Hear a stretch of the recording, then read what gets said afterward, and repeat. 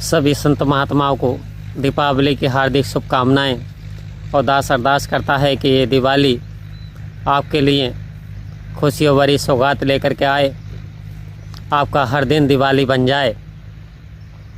आओ संत महात्माओं, तो सतगुरु ने तो हमारी दिवाली कर दी है। अब हर दिन संत की दिवाली होती है, क्योंकि पाकर गुरु दीदार दिवाली होती है। आओ संत महात्माओं, और पाकर ये निरंकार दिवाली होती है।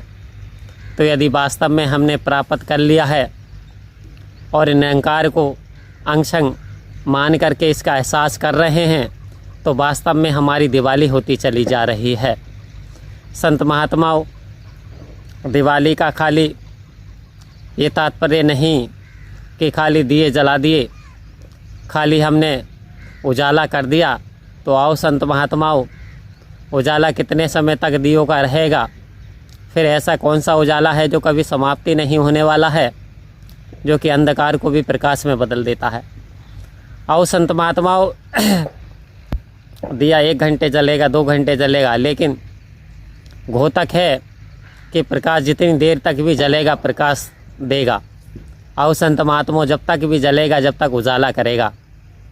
तो संत महात्मा इस ओर इशारा दे रहे हैं, जो धीर पुरुष होते हैं, सज्जन पुरुष होते हैं, जो संत महात्मा होते हैं, उनका जीवन कितना भी रहे, लेकिन वो उजाला फैलाते रहेंगे, उजाला देते रहेंगे, ज्ञान की रोशनी बिखेरते रहेंगे। प्यार का पैगाम, इंसानियत की भावना, मानवता का पैगाम जहाँ भी रहेंगे वो उजाला ही करेंगे।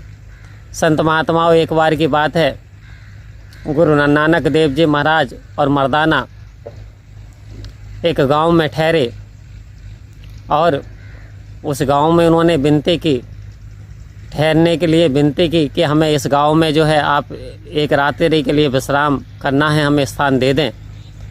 तो गांव वालों ने उन्हें बहुत भला बुरा कहा और कहा कि संत के पास हमारे लिए कोई स्थान नहीं है, हम आपको यहाँ ठहरने के लिए स्थान नहीं दे सकते।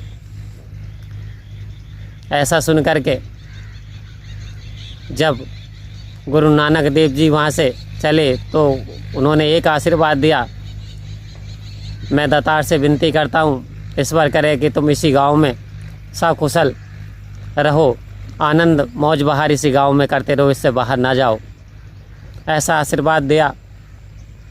फिर अगले गांव की ओर बढ़े कि चलो रात्रि वहाँ ठहरेंगे। तो दूसरे गांव वालों ने उनका भरपूर स्वागत किया, जोरदार, और बड़ी उनकी खातिर तवाज़े की, रहने के लिए विश्राम दिया। रात्रि में ईश्वर की चर्चा हुई और भजन भाव हुए।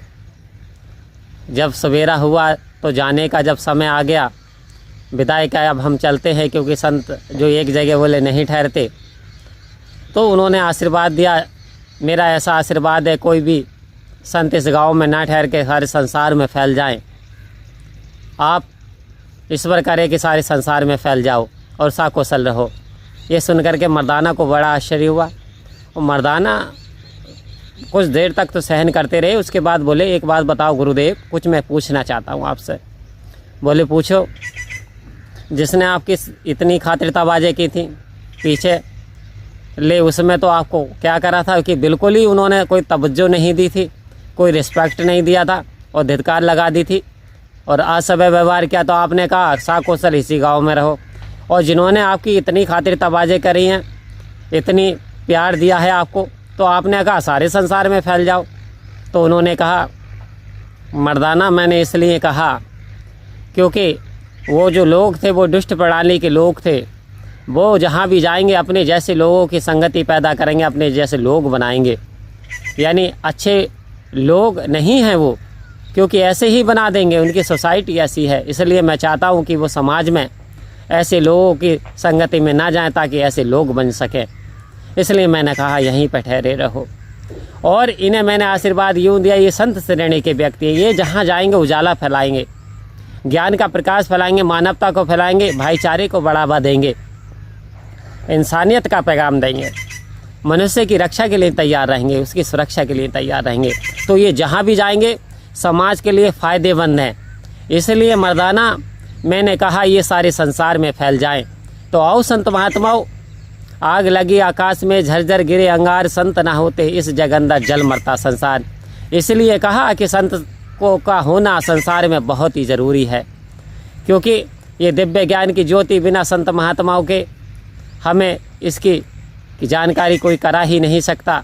तो आओ संत महात्मा और समय के सद्गुरु हमारे जीवन में आए और ये प्रकाश हमारे जीवन में ला दिया, तो हम इसका सेवा सत्संग सिमरण को महत्व देते हुए इस प्रकाश को अपने जीवन में धारण कर लें, तो वास्तव में जीवन जीने का आनंद ही कुछ और होगा और हमारा जीवन खुशियों से भर जाएगा और हम परम गति को प्राप्त होंगे। परम प्यार से बोलिए धन्यवाद जी।